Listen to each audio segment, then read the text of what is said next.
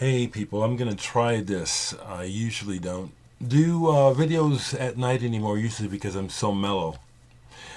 But it's been a good day, and I'm gonna try this. I don't know that I will. I don't know that I'm going to upload this, but I'm gonna try and do it. Okay. So earlier today, I just shared with you a few seconds of being over at Greg Eklund's house.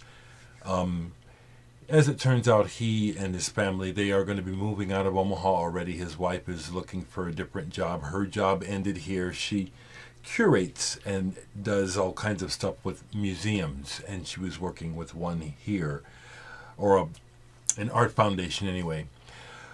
But it was really fun, and when he puts the podcast online, because Greg, as you know, is a musician, currently works with Storm Large.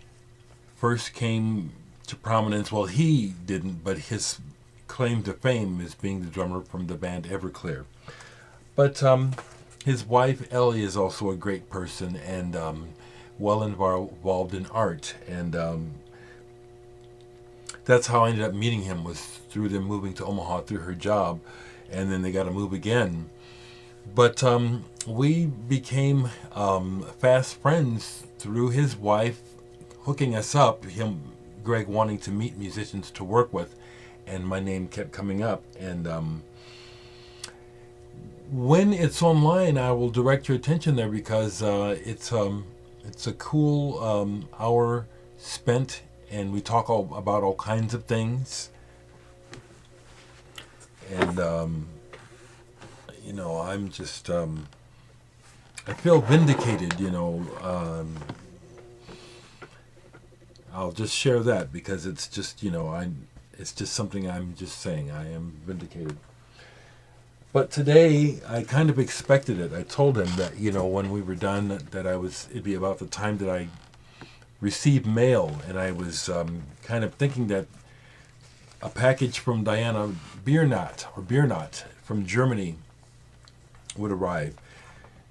You folks that watch her videos know that she recently saw Wolfgang and Florian Downer in concert, and let me know that she wanted to send me one of the CDs that she bought at the show, the Electronic Myth CD, which is signed by both Wolfgang and Florian. And I must tell you, Diana, when the package came, I'll show the other part, which is even more special. Both parts. This is amazing, because Wolfgang Downer is one of my favorite pianists, and to have a signed new piece of work by him, it just is wonderful. I've already listened to it all the way through, and this is fantastic.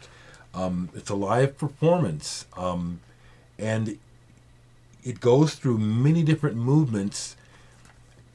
Wolfgang Downer plays with his son, Florian, on percussion and drums, and his son is very good.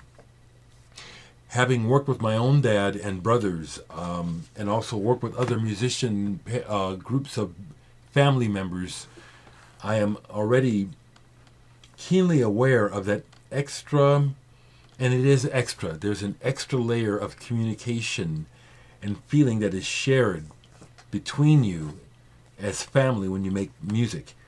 And even on the first full lesson, I listened partially through twice, and then I listened all the way through this evening earlier. Magnificent.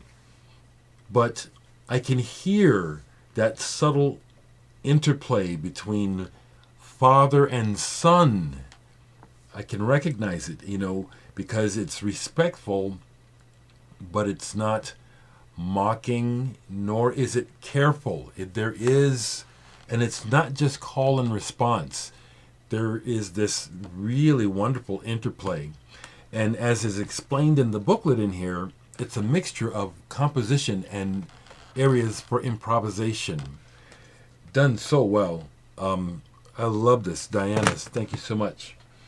Well, when Diana said she was going to send this to me, she got a hold of me and said, "Well, you know, I like to paint, and I do it with coffee, which I just find amazing. It's nighttime, so I don't have my coffee, but you know, I'm a coffee lover."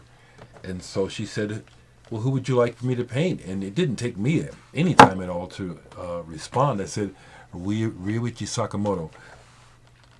Ryuichi Sakamoto is a musician that I just truly love, and I don't hero worship him. It's truly about his art. It's about the way he plays that piano in his ear, and I'm just so amazed that Diana painted this for me. And what a wonderful choice of picture, Diana, because you chose one where it really captures. I've never met Ryuichi, but this really seems to capture his spirit. There's a playfulness and a knowing and a charmingness all at the same time. You're really an excellent artist, Diana, and a wonderful person. You know, when I watch your videos, you know, your bonhomie, is that the word? Your nature, I can't say that I see your aura in the videos, but your nature as a person really comes through strong. And I can just tell it would be wonderful to meet you and your husband and spend some time with you as a person, as an artist. I could just, you really love music. You're a real artist.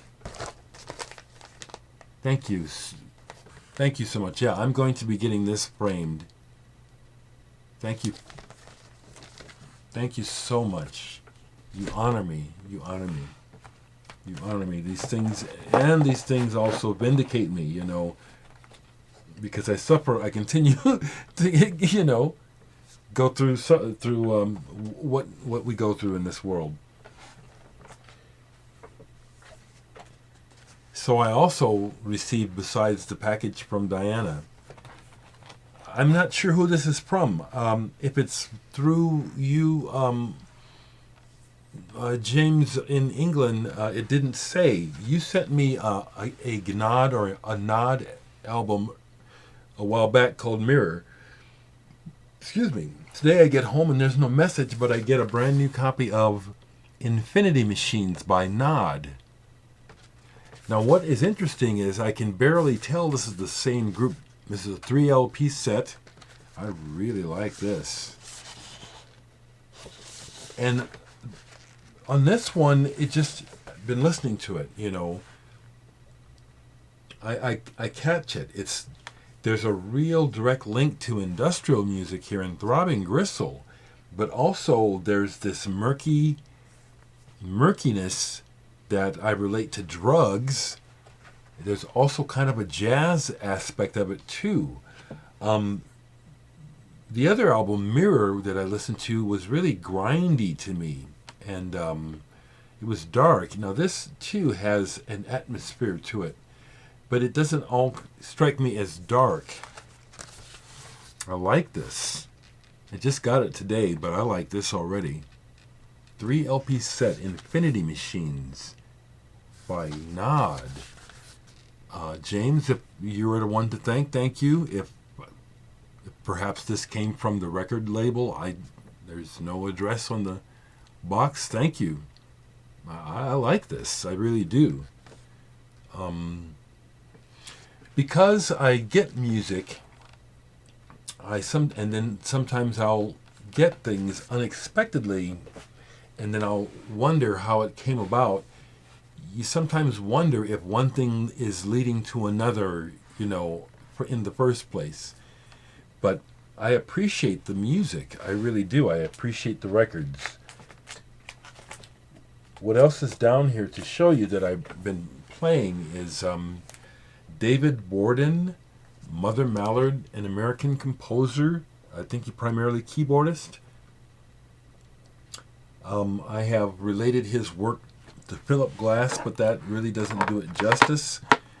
His writing and scope is much, much wider. I was listening to this album, Migration, which has part of the continuing story of Counterpoint, which is the piece of music of his that makes me think of people like Steve Reich and Philip Glass. But there are several other pieces on here that are completely not like that at all. And on a good label, Cuneiform Records.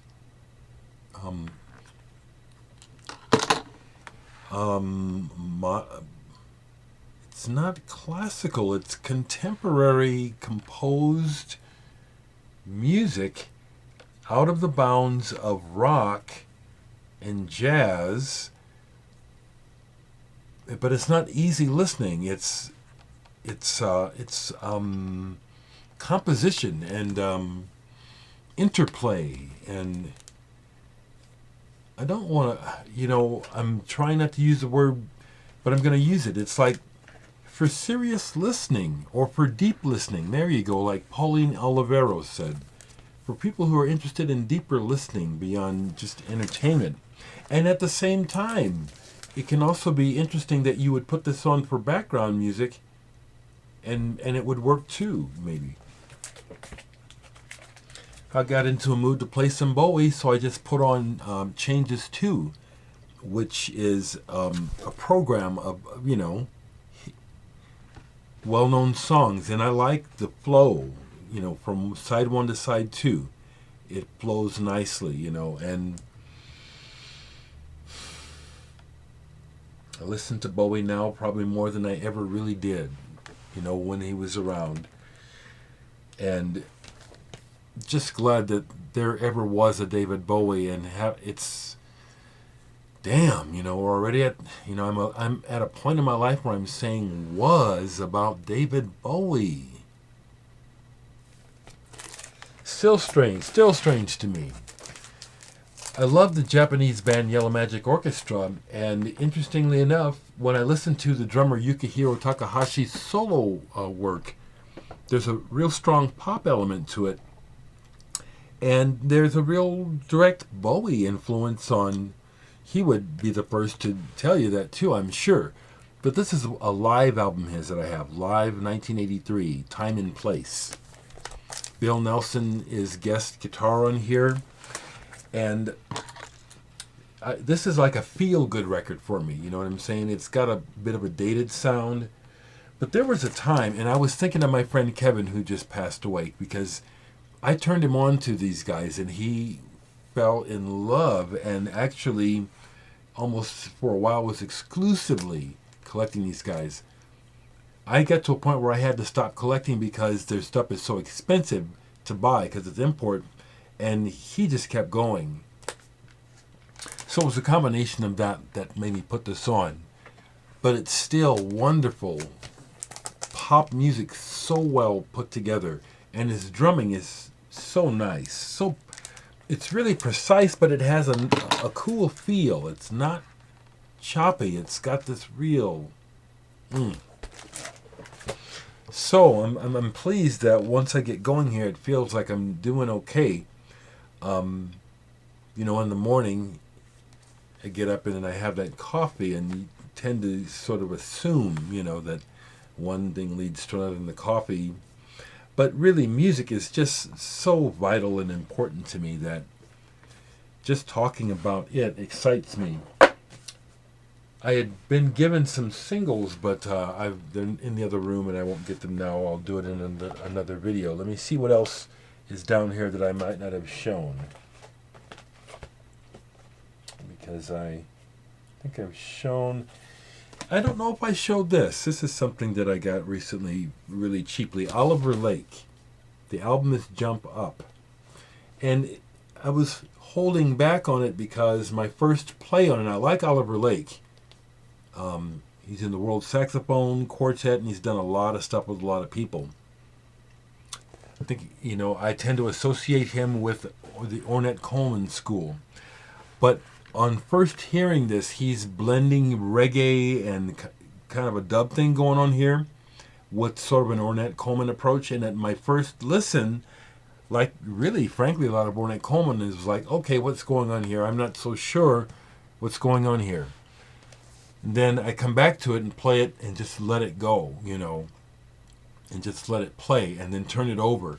And by side two, for the most part, I'm grooving. They do a lot of singing on here, which I don't particularly care for, but I appreciate that. Besides just doing the music, he's trying to impart a positive message, to black people in particular. Jump up, not dance. Spirit. So, Oliver Lake, this is good. Early 1980s. Good. Showed those.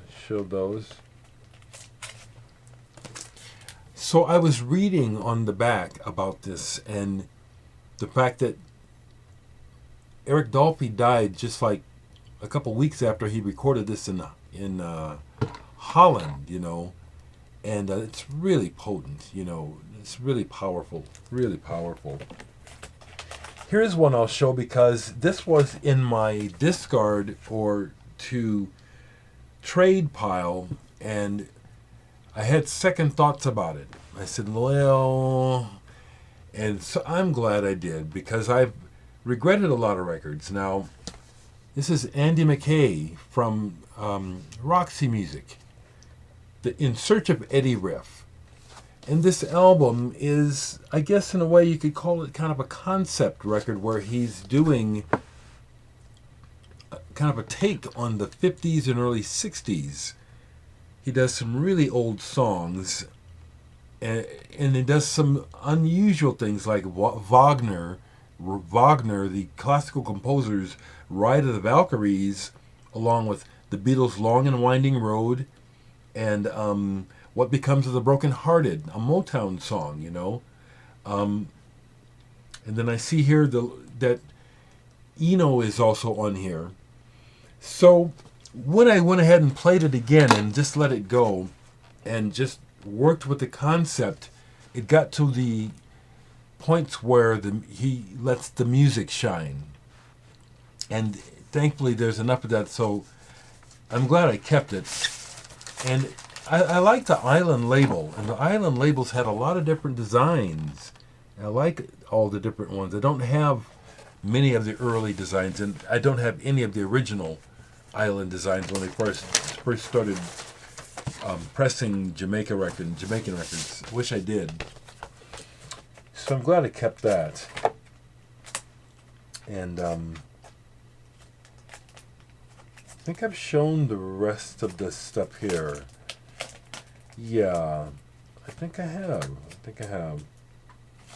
I don't know if I've shown this, but it's here. I have a deep love of German rock music, what the press termed Krautrock.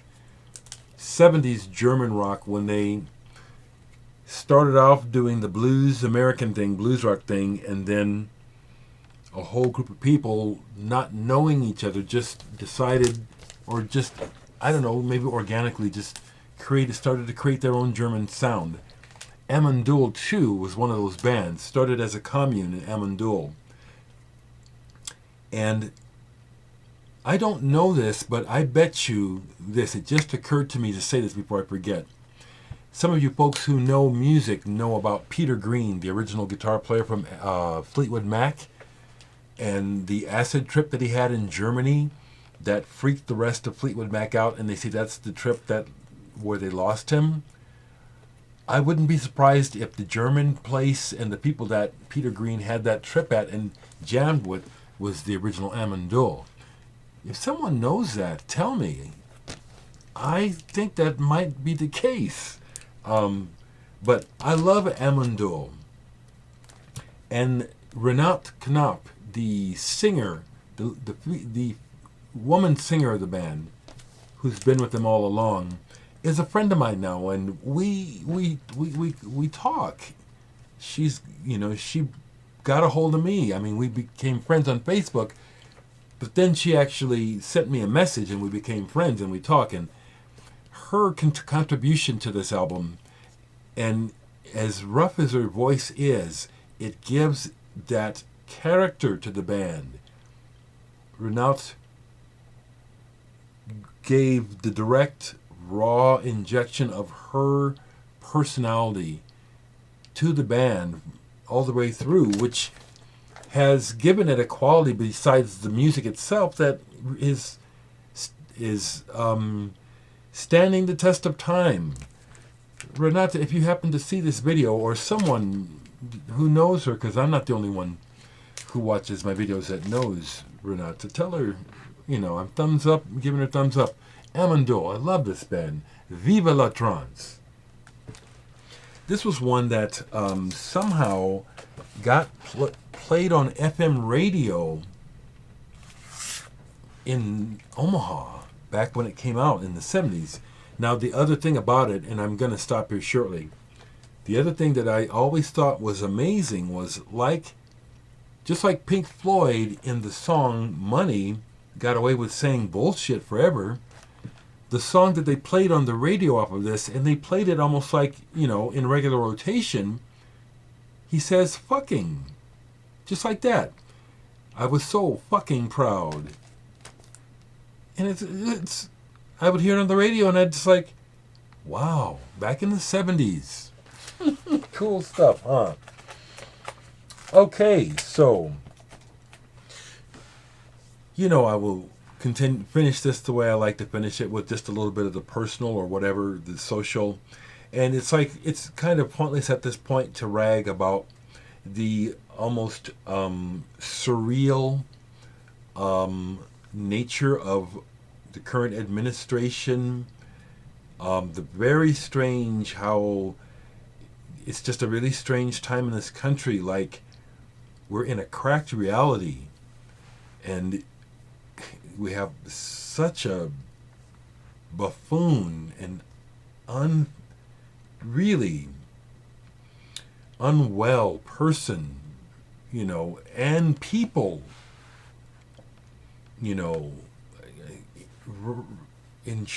supposedly in charge. Every day, the news is a nightmare. And I really can't listen like I used to. I turn the radio on and in vain have to turn it off. And, folks who mean well but don't know any better keep telling me, listen to NPR. And I say that it's the same.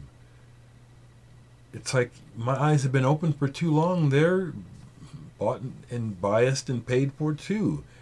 And the way the general media, which is corporately owned, treats the common American person is like they treat us like trash and fools. It's like, for example, here, I keep forgetting to mention this. It's like this is a slight rant and a complaint. It seems like who runs YouTube or people who work for YouTube, it's like supposedly algorithms are in charge of your page, when you log in, and it tracks what you watch and it recommends things. But I'm constantly getting a barrage. Like, I'll get there, and I go there often because YouTube is my television, and the one set of recommendations will be somewhat related to what I watch, music, documentaries, etc., how to do things, sort of things. Some things that they call conspiracy related. Then I'll get these pages of absolute bullshit where they're sending me most popular, then they'll be sending me all this kid stuff. I watch cartoons sometimes, but it's like, and then they'll just send pages of just all of this really brightly colored clickbait and sports, and I never watch sports. And it's like, it's almost like it's done on purpose to assault the general public and to insult us. It's like, you stupid people, you stupid fucking people, we'll show you exactly what you want, which is complete bullshit garbage for your empty minds, and we'll take your money for it. That's the message I get from the state of general media in this world. YouTube is a horrible example of it, I'll be clicking, and though the option of saying not interested, well, tell us why, Well, it's like, obviously that's bullshit, because even though I've done it several times, come back to the next page and here's recommended Videos of giraffes in a zoo. What the fuck? You feel me, people? You know, it's insane times. I mean, I suppose when you look at the trajectory of time, it's always been very insane. But I'm still holding on. I think maybe many people are holding on to ideals and things that um, that that were planted when you were young. You know, when I was a kid, I just had hope. It looked like maybe things could get better. You know, not just in America but in the world. And you know, every turn of the corner, instead of things really getting better, they've just really gotten worse and worse. And yet, I just still, it's where this perspective comes from, which is, I remember as bad as it was like, wow, this is even really weird, you know? And regarding stuff that is called, this will be the last thing because it's almost a half an hour, and that's why I'm doing it, because it's nighttime, so I can leave this to upload when I go to bed, because it'll take hours, probably for a half an hour. But regarding something that is hotly debated, depending on your political point of view, climate. I look at the weather, and this is what I say. Today, you know, we've had historically through all my life, and this is exactly what the doubters will say. Well, we've always had these spikes and, you know, record days of weather, this and that, but there is a pattern that's going on, and I wouldn't be surprised if we have a really tough summer as far as the heat spells, deadly heat, um, among other things. You know, just observing. I'm saying it out loud and hoping not. Really, hoping not. But you know, things are odd, and yet at the same time, I have much to be happy about. Oh, so my T-shirt. Kelly he does the silk screening himself, but like I said, Kelly works full time, is married, has 2 kids, has a life. So he's finished the first 25, and there's been such an amazing response. I mean, I'm blown away at everyone wants one. So I may not even be able to offer them online here just yet, just to satisfy the first bunch of friends and people I know directly who are insisting they want one. But I'm blown away, humbled, pleased, and feel the love, and know that it's reciprocal. You know, I feel it. I appreciate that people who really know me. That's what this is all about. The response has been amazing. Everyone wants a T-shirt. So the 25 that Kelly has made and is preparing, apparently there's a process. You don't just screen them and then give them away. He says he's got to do something about heat. But as soon as I have enough to establish a store for them, I will, and they will be for sale, and that will be as soon as I can. Like I said, Kelly's the lead singer of RAF. We're trying to get RAF off our behinds and get this record recorded. So much to be done. But I just thank him so much because he came up with the idea. He said, you know, I just want to do something that, you know, to help you and honor you. And I appreciate that because people who really know me see what I'm about and see why I'm like this and live the way I do, which is completely up to me, you know, and I care not that anyone wants to judge me. I just don't care, you know, and I do have people who just want to judge. I don't care, you know, because they're wrong. They're wrong. They don't know me. Never met me. Never met me. Thank you, Diana, if you're still with me. I know this is a long one. Thank you so much, Diana. Thank you.